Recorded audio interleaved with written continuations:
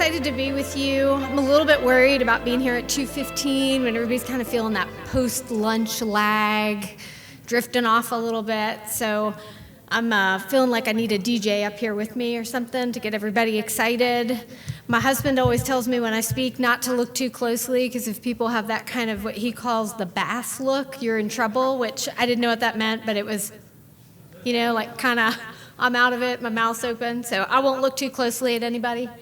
Let's see, switch slides here, and I'm gonna skip to the next one. We've got an agenda on there, but we've got 1 hour, and I really want this to be more of a conversation than just me talking at you. I will get a lot more out of it, and I think you will too, if we can really hone in on some of your specific questions. But 2 things before we start. One is I want to let you know that the slides that I have are more of a jumping off point, and so you can access those through your app, and I'm hoping that there's some information in there that I'm not going to read to you about specific grant opportunities, but that you can go back and use as a resource later. So definitely use that app and grab those slides. The last slide has my contact information, so if you have any questions that come up after this, then certainly reach out. I'd be happy to chat with you about any of the specific programs or individual questions that you have about grants. Second thing, I wanted to start by asking how many of you here have pursued grants in the past? Okay, that's helpful. So kind of a savvy group, some folks that have experience in the grant space. So I want to try to not go too deep in the weeds. I want to keep this high level for people who don't have as much experience, but happy to get a little more into it with those of you who do. I feel like I could talk about this all day long, and so I was trying to think about what the most important things to cover were. I'm going to start by giving you a real quick just information about who I am and my company, just so you know who's talking. I'm going to just run through that really fast so that we can jump into the good stuff. But Capital Funding Solutions is a DC-based firm. We always say competitive funding, but by and large, it's a lot of grants right now because that's where the money is and where the demand is. We also do things like federal loans and challenges and competitions and state opportunities. Let's hop to the next slide.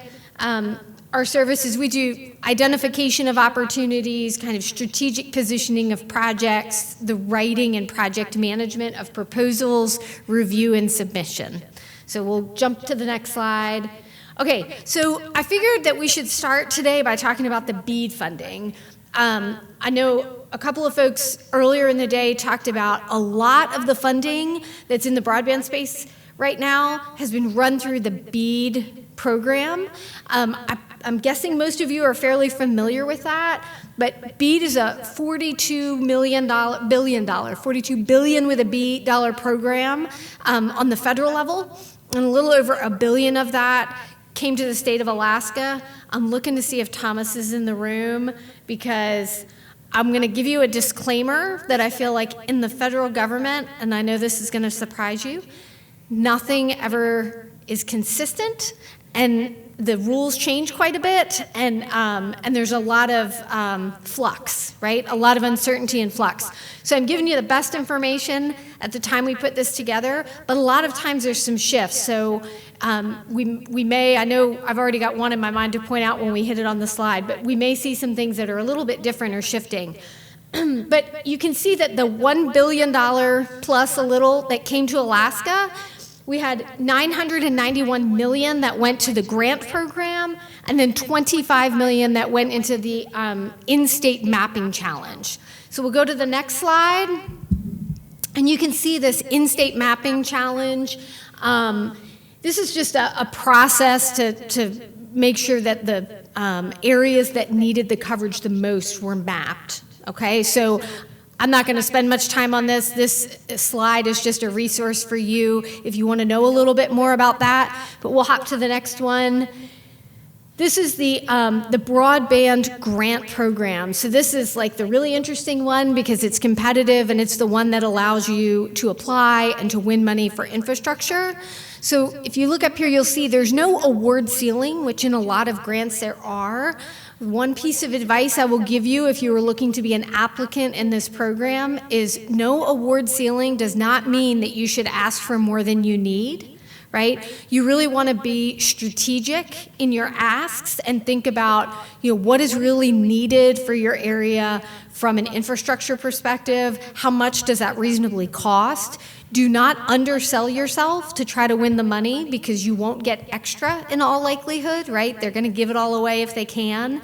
So you really want to come into that sweet spot of being strategic about allowing yourself contingency, but not asking for the moon. And the way I look at that is always that it raises the bar on your ask, that if you are asking for more than anyone else at the table, your project has to be that much better. So a few things, if you notice down here, required project milestones, this is just something I think in a real high level for you to think about if you want to apply. Are you ready, right? Does your project, are you in a position where you'll be able to put together a strong application? So if you look here, we've got permitting, staging and materials acquisition, workforce readiness, construction and deployment, project closeout and operational readiness transition.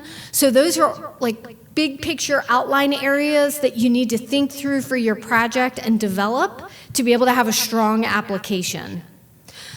We'll go to the next slide. We'll see here the primary priorities of the BEAD program are unserved and underserved locations, right? So that's being able to get service to the areas that need it the most. So later in the presentation, you'll see we have a few resources where you can go and look at, how do you measure up against the rest of the state? What is your service area listed as according to the federal government? And I think that's really helpful because sometimes people have a feeling that their service is really bad or really good, but being able to see the way it's going to be assessed in the grant review is really critical for you to know how competitive you can be. The second is the second priority area is fiber. But we've heard up here several times that while fiber is a priority, it is not the only thing that will be funded, right? There are alternatives depending on why. And so the idea being that when you make an application, if it's not 100% fiber, you just have to figure out how do you make that case, right? What's the compelling story that you can tell about why it's not all fiber or any fiber? And then you'll see the two secondary priorities. One is community anchor institutions. So those are all the hospitals, the schools, those kind of essential services, healthcare facilities and clinics, but all of those facilities that really need to have access. So if you can, in your application, if you can incorporate as many of these priorities as possible, it'll make it a stronger application. So one way to do that is if you're bringing in service and infrastructure to a community to really drill down and talk about what kind of equipment is going to go into the local, first responders, law enforcement, what's going to go into a health clinic, into the schools, but thinking about that, not just that last mile, but really like how are they going to be able to utilize those services. That's a really important component. And then non-deployment activities. So I really liked earlier when there was a conversation about buying the car versus, how do you use the car? Where do you find a gas station, right? All the pieces about how do you make it work? So these non-deployment activities could be like workforce development because somebody's got to know how to fix the infrastructure. It could be education to the citizens about how to utilize broadband services. What can they do with it for education, for economic development? But those are all the kind of like wraparound services to be able to really make that investment into the infrastructure a good one with a high ROI, not just in dollars, but in like impact and lifestyle. Okay, we're going to jump to the next. All right, this is the program timeline, and this is what I had in mind when I said things change all the time. According to the according to the Broadband Office, to the ABO's website a few days ago, we were looking at a deadline, you'll see here, of applications opening November 1st, due date of February 28th. I think what we heard earlier was that that's pushed back a little bit, and that we're expecting that to be, I think, in earlier mid-December. And then you get 120 days, right? So I'm sure that website's going to be updated, and you're going to want to keep an eye on that. But I can tell you that you're in the best position to start working on a grant before it opens. And we work with broadband offices all around the country, and the information on the ABO website is really good. It's really strong to help you get in a position to put together a good application. Some of the others, they don't have a website, or it's very general information. So I really encourage you, if you want to go after a BEAD grant, to go to that website and to look at the grant components, the application components that are being requested, so that you can put together a strong application. Now, I'm going to stop there because, again, I'm really looking to see if we have any conversation, or if some of you being here locally have anything to add to that about the ABO or about the Alaska program that you want to share with the group. Any questions or information to add to this? It's a quiet post-lunch group. All right, think of a question. All right, let's jump to the next one. Okay, so what we did, and again, I don't want to read each word here to you. You certainly don't need that. But what we did, so that you can use this as a reference later, is put together a list of some of the grants that you can use for broadband. And these are both the car and those services on the side, right? So when you look at these, you'll notice that some of them, let's see, on this page, some of them have 100% grant for disadvantaged communities of $25 million, 100% grant, $25 million. And then we see some that it's a $500,000 award ceiling, right? So huge variety in these types of grants. And so what you need to think about is, what are you looking to do with the money? So just walking through this real quickly, at the top we have an open opportunity called the State Digital Equity Capacity and Planning Grant Program. So this is an NTIA program. It's open right now, and it's something that you can use for digital equity. So that might be less about putting in fiber and more about training people to use broadband, workforce development. What are the things that are going to allow you to be able to use that, right? Or how you can get those funds for planning.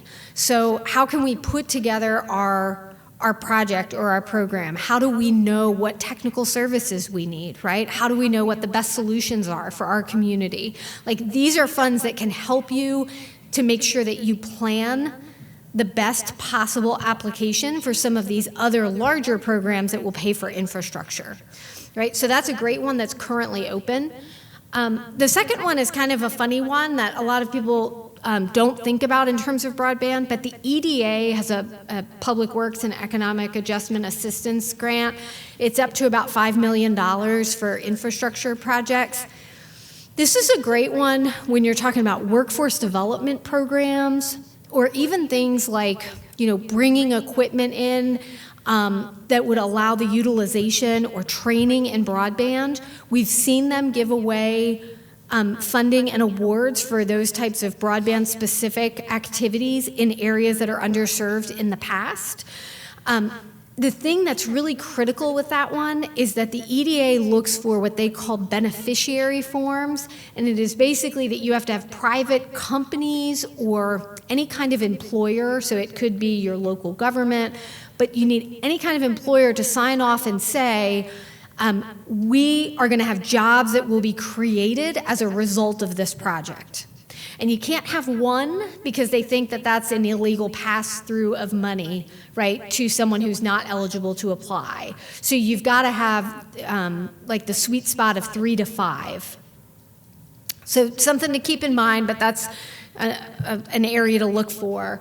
Broadband Technical Assistance Program is from the USDA, and I'm looking at the person who's in charge of that program, so I'm afraid to say much more about it because I feel like I'm going to get it wrong. But Chris, do you help me out here because I don't like to be the only one talking? Do you have anything just real quick that you would say about that program and like what people should be thinking about from a technical assistance perspective? Like, what does technical assistance mean for someone that, you know, isn't familiar with how that works? Is it those services that help them to get to spend the money wisely? Is that a good way to put it? Yeah, so I'm on the next panel where I was going to talk a little bit about this. But no, it can mean so many different things, and it depends on where your community is in their broadband journey. They might be on step one where they need a feasibility study done. They might need to engage their community before they decide on what that network looks like. And so it can be so many different things, and I can talk a little bit more about that. Stay tuned for Chris in the next panel. I didn't mean to put you on the spot, but I was looking right at you, and I was like, ooh, I don't know if I don't want to steal his thunder. Look, that's a great grant. It's what helped to fund this conference, right? And so it's a really good thing to look at. A lot of my clients, when I take them technical assistance grants, are like, oh, no, we just want money, right? Like, I don't want technical assistance. We just want funding. And I always tell them, like, look, funding can come with that. Sometimes it's technical assistance from the agency to help you. Sometimes it's money for you to provide technical assistance, right? This is how can you provide technical assistance to those in your area? So I really encourage you not to immediately dismiss technical assistance grants. They're a huge benefit.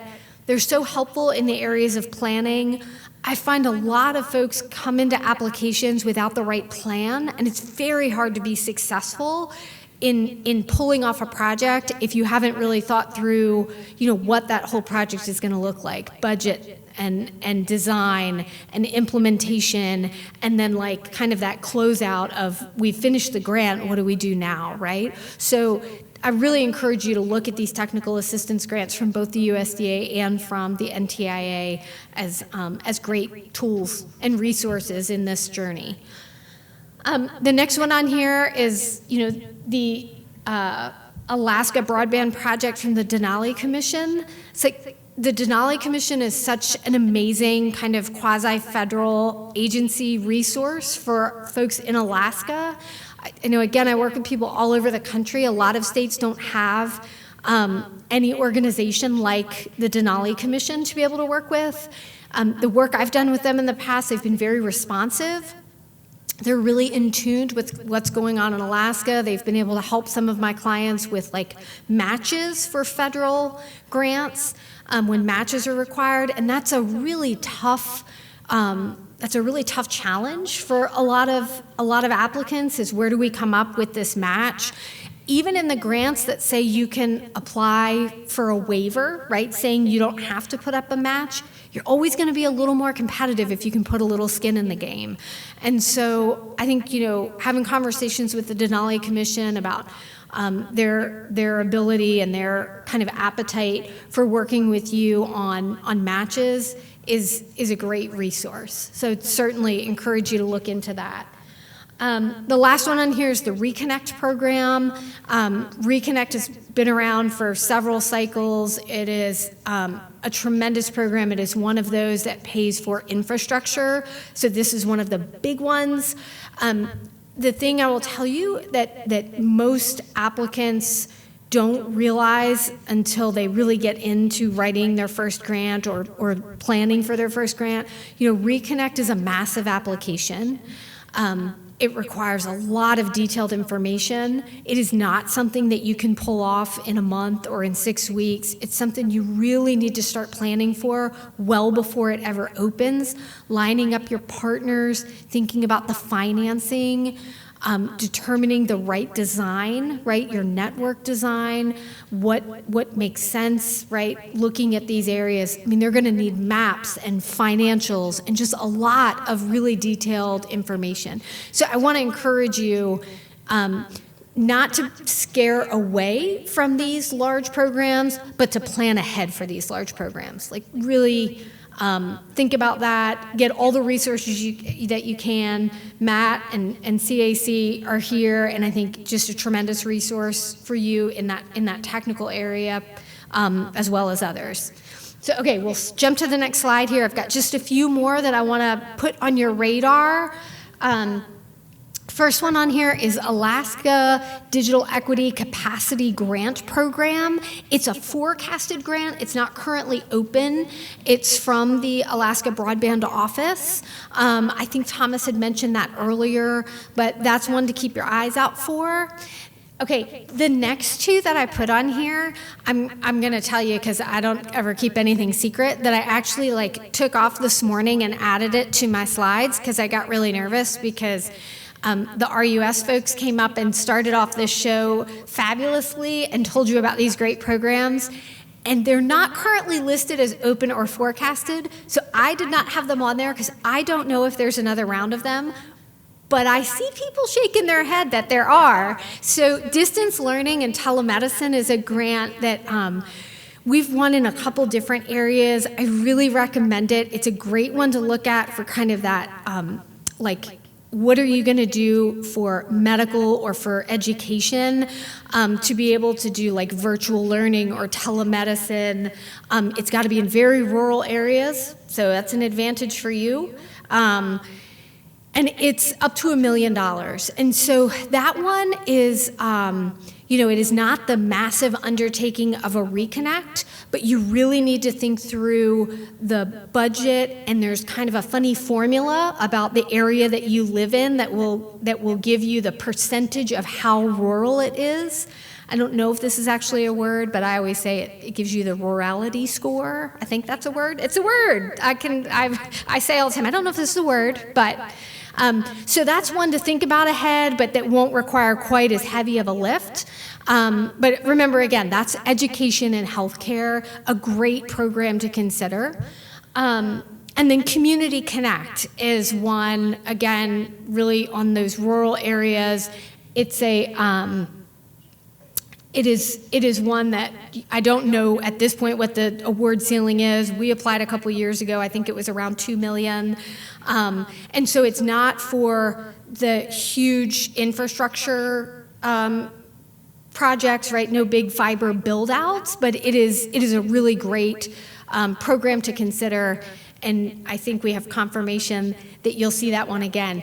I also do want to give a quick plug that these two programs up here that are currently not open, and we couldn't confirm until today that they were forecasted. The USDA does a great job with their program pages, so you can go online and it gives you really good information about what they're looking for, the application process. We work across all the different federal agencies, and the USDA by far has the best grant program sites and information, checklists to be able to help you get through the process. It's really exceptional. Some of the others could really do with spending some time on those sites to figure out how to give you better information. And it's honestly, I'm talking about the Department of Energy, so I don't think it's anybody in the room, but anyway, it's a really good one. So I highly recommend that you go and take a look at some of those sites. If you have trouble finding them, reach out to me. I'd be happy to send you a link so that you can dig through that. We'll answer questions, and I know there's other folks here that can answer them even better than I can. So let's jump to the next slide. Okay, so this, again, just something for you to use as a resource. These are some resources that I think will be helpful. A lot of them are mapping resources. So some of them you'll see on here are mapping regarding the service level in your area, right? So that you can write, you're gonna have to put in there what's the, are you classified as having the level of service required for some of these programs from a broadband perspective? There's another map on here that's about, are you identified as a disadvantaged community? They get referred to often as DACs. Those DACs have a real advantage in getting funding because they have been, it's already been shown that they have not received the same level of service as others in the country. So I really recommend that even if your grant does not ask you if you're in a DAC, I would highly recommend that you take a look and see if you are and that you write it into your grant. Not every part of Alaska is in a DAC, but there are more in Alaska than in most states, so you've got a pretty good shot at that. If you are not in a disadvantaged community, my recommendation is that you look at the area around the project location and see if there are disadvantaged communities in the area, and then consider whether or not your project will have an impact on those. That's a way for you to draw in advantages to DACs even when your project location is located outside of one. So if you think that you might provide employment for people who live in DACs that will come into the project area, if you think that money will flow out of that project in environmental remediation or in community partnerships and engagement into those disadvantaged communities, that's really going to give you a competitive advantage in your grant application. So I'd highly recommend looking at that and utilizing that information. So let me ask, are any of the grant programs that we talked about ones that anyone in this room is planning to go for? Are any of you looking at these specifically? Matt's looking at some. Anyone else? I see, and I'm terrible with names, so I'm looking and all I can think is Cordova because I can't remember people names, but I can remember town names. Anybody else? So what sorts of grants, and I know you're supposed to be asking me questions, but let me ask you because I'm more interested in what you have to say. What kind of grants are you looking at? Anybody is currently going after anything that we could dive into a little bit? No? Yeah. Oh, okay. When's that one due? It's you. Oh, you're waiting. I got you. You said tribal broadband. I'm sorry. I didn't catch the whole thing. Okay. Well, that's exciting. We'll keep our fingers crossed for you. Okay. Well, it doesn't sound like we have a lot of folks that are actively pursuing grants. Is anybody willing to tell me why? Yeah.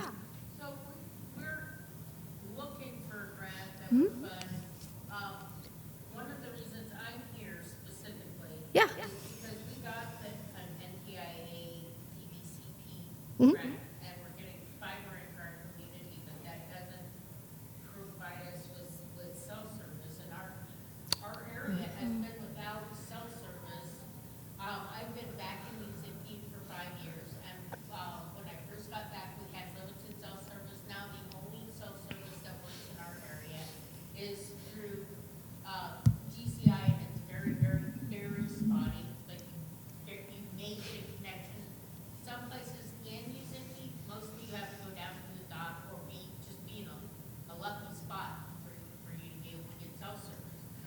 That creates a lot of safety issues. We live in an environment where people are out hunting and fishing and berry picking and mushrooming and this and that, and if with no cell phone service, that puts them at a much higher risk. Our BPSO goes to a domestic violence call, and if there's no Wi-Fi in the home, he has no cell service to call for backup, and he can't leave the scene because it's a volatile situation.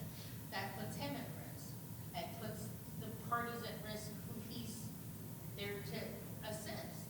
Okay, I've got a bunch of ideas for you. I'll catch you after. We're looking for solutions, and I've Yeah. talked with a lot of the people in this room, a lot of the providers in this room, Yeah. looking for solutions. The problem is that it isn't so much getting the funding to build a solution, it's how do you maintain it? How do you keep it going? Oh, I see. Because we only have 100 people in our Uh-huh. and if GCI does what they say they're going to do, which is build up their cell towers once they finish the fiber installation in the 6 communities, if they do what they say they're going to do, we don't want to have a cell phone service that we're not able to support.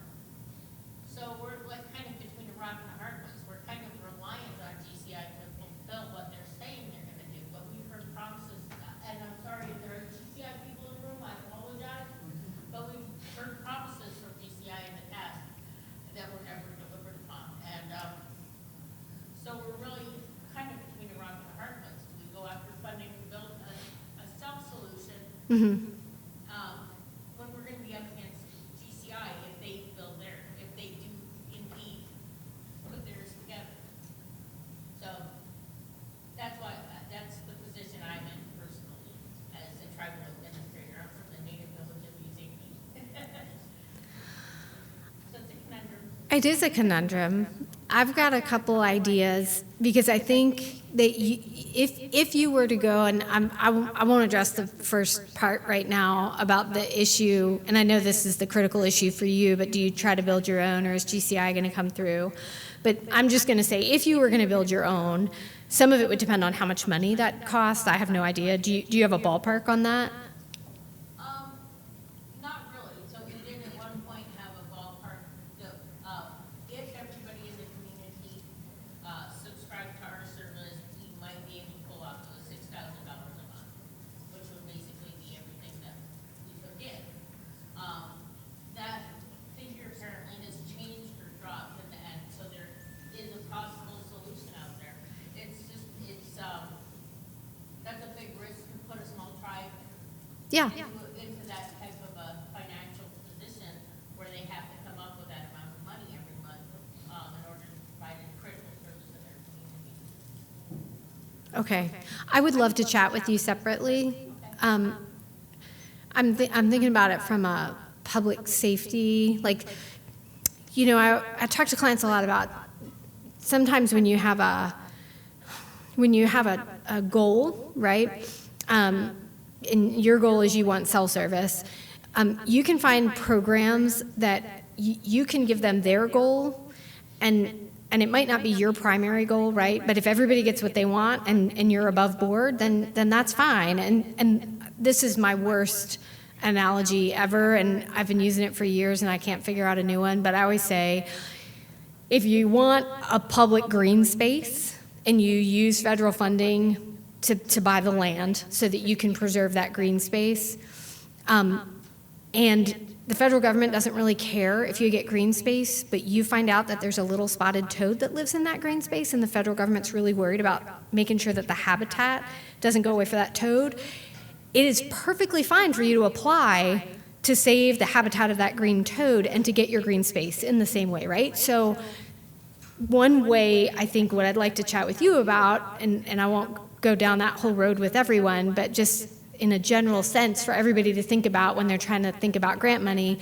is if we could look at your problem in a different, from a different perspective of like, this is a public safety concern, right? Or like, what other potential problems or what would be solved by having it? And like, maybe that's where your answer lies, right? So broadband grants may not be the right solution for cell service, but we may find that you could get cell service if you went after a public safety angle from like Homeland Security or from FEMA.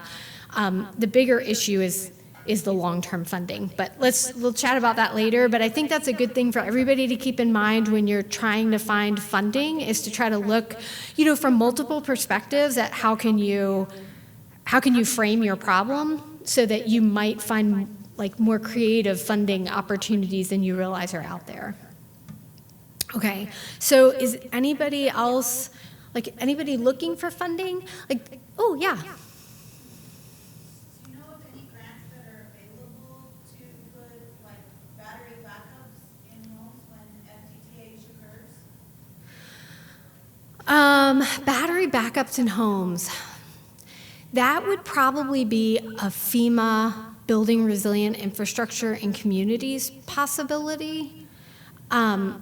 Let me catch up with you afterwards and chat with you about that one. That should be open now. I'll call my office and see if they can give me the date in Alaska, but that's one kind of like BEAD, where it's federal money, but it gets deployed through the states. It's a program that's been around forever. I'll warn you, they take a long time to make decisions on that one. But there's like 2 pots of money, and I don't know how much these battery backups cost, but if you can keep it under a certain threshold, it's less competitive, and the state can use one pot of money for like smaller asks. If it is a larger ask, then it has to go through like a federal competition. So it takes longer, it's more competitive. So that depends on the total ask. So catch me afterwards, or grab my contact information, but I can get you information on BRIC. And I think that's probably your best bet, but I want to think about it a little bit. That's the one that comes to mind first, though. So I expected to have more people saying, like, yes, we're going after grants, or we're really looking for things. So I'm really curious, what prevents you from going after them? Is it the ability to find them? Is it how hard they are to write? Like, just how much time it takes? Yeah. It's capacity. Yeah. It's stuff, and I can't speak for everybody in the room, but I can speak for my region. But our tribe has a staff of 3 people. Yeah. Full-time and 1 part-time grants administrator who writes grants for us. And we just don't have the time and money to go after these grants. Yeah. Do you find it harder to go after them or to administer them if you win, or both? It depends on the grant. Like right now, we've got a FEMA grant and we've got an OSED grant, and those things take a lot of capacity to manage. They do.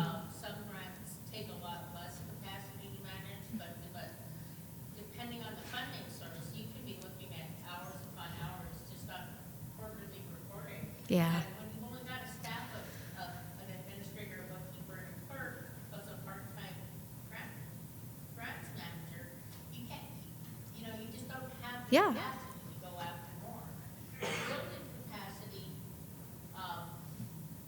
is a whole different, that's a whole different beast. There are grants to do that, but we don't have The capacity to go after, right? capacity. So, Yeah, I gotcha. you got it. Okay. Yeah. Well, so for a lot of communities, they're wrapped up in consortiums. So they were approached about the 2.5 gig spectrum. And the same consortium just has this kind of line that they can apply for grants on your behalf whenever. So a lot of times communities don't even know what's being applied for. They're really not active, engaged on what the grant project is. So that's probably a big reason why a lot of communities aren't raising their hands. They're not even 100% sure what's being applied on their behalf. So that's kind of a big thing in Alaska. It's kind of the Wild West. People are broken up communities. And Yeah. we collect your spectrum, now we'll apply for this on your behalf and this on your behalf, and try to kind of catch up. Yeah. So if a community is lucky enough to have a grant writer that's kind of dialed in, if you're 100% right, there's a lot of different reports. And it's also strange too, because you have NTIA money, but the administration's done by NOAA. And, you have all these different angles, and no one's used to any of those. But that's been a common thing. People are just not 100% sure. They know money's coming. They know what they're going to get. They don't know who owns it. But that's probably why not all hands and communities aren't raised. Okay, that's helpful.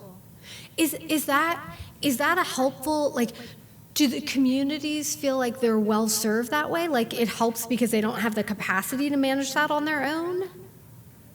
I'm not asking you to speak for everybody, but like, what's your take? Our clients, Yeah. they come to us after the bomb already went off. Yeah, I To gotcha. figure out what exactly they've got coming in community. Mm-hmm. So it's not a one-size-fits-all. The program directors up there are 100% right to send in the villages, but for some reason, our villages are kind of getting a one-shot-fit-all and trying to piece it together. So Okay, that's helpful. I'm trying to understand better how we could make sure that we can get as much federal money into Alaska as we can. And so I'd love to chat with Matt and with Clark afterwards and talk about like where are the holes, right? Like what are the things that you need that would allow you to pursue the funding, right? And then to administer the funding. And so that's the reason I'm asking the questions, is just to better understand like where those holes are. I feel like you're telling me I don't have enough time to hear where all the holes are. Is that what you're saying? Yes. Like I need to block out the rest of the day if I want to understand. Okay. And just to speak to that, I'm from Dole in that region. Yeah. We serve 15 villages around us, just helping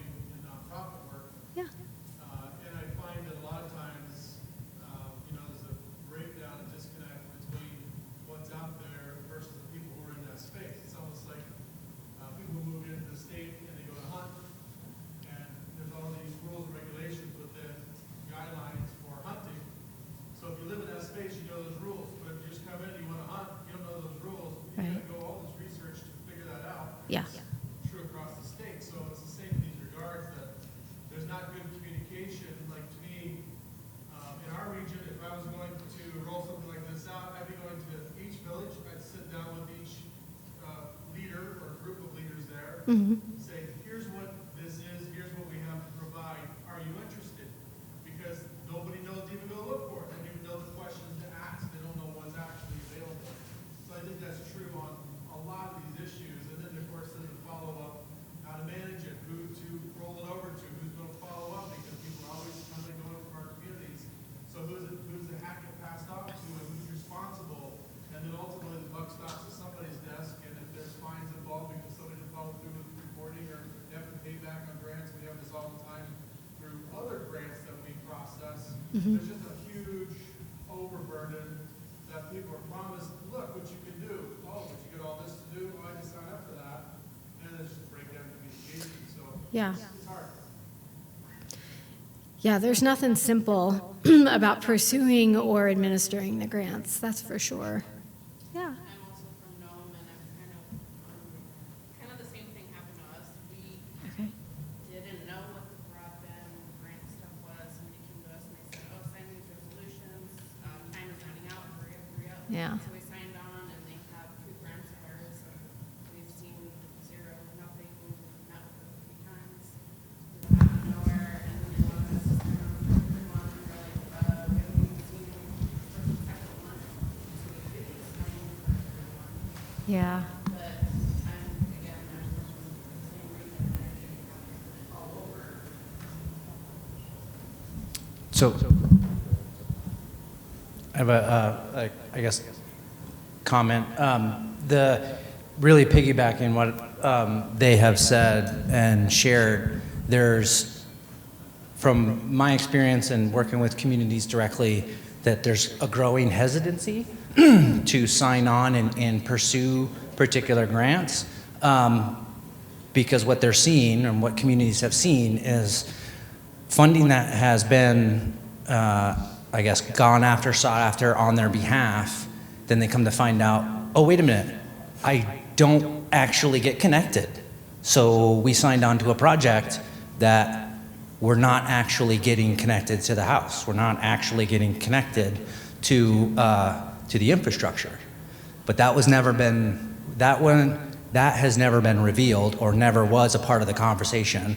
And so there's a hesitancy on tribes' perspective, like, oh, you screwed me once, or you're gonna screw me again. Yeah. So, like, no.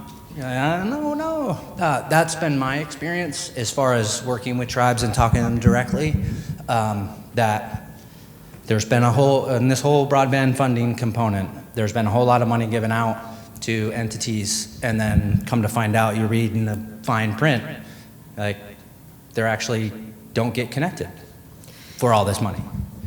Yeah, that's not unique to Alaska. I know that the lower 48 tribes are having the same issue. They're getting asked because there's a competitive advantage, right? If you have a tribal resolution saying that they're in favor of the project, it gives them a competitive advantage to win the funding.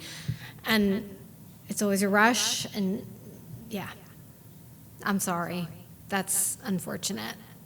I want to think about that one a little bit. I don't know if there's an easy answer to that, but it feels like there should be some sort of a resource to help to look at what are these opportunities, right? And what would you get as if you signed off, right? Some sort of like a mediator of sorts. Hey, Becky, Are you waving me off? I'm sorry, guys. No. Okay. So I'm Matt Perdue. I'm the executive director, and this is why I'm not talking today. But I felt like this is a really important time to actually step in and say something. And I think a lot of what we've seen from the consortium perspective is the frustrations in the timelines, right? And so we heard Thomas talk about permitting today, and like permitting taking maybe 2 years, 2.5 years, and you have a 4-year timeline on executing your project. So how are you supposed to benefit your communities in the meantime? And this is not to poke anybody in the eye, especially in this room. Everybody's here because we want to help, right?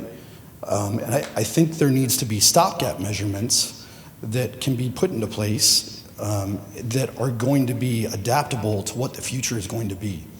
And so the consternation that we have been hearing from the communities is, don't give me something that's going to be obsolete tomorrow that I can't integrate into what the solution is going to be eventually, right? Don't build me out something and then leave me behind because you didn't leave me with a way to maintain it, to sustain it, to upgrade it, to make sure that it's going to continue to build for generations to come.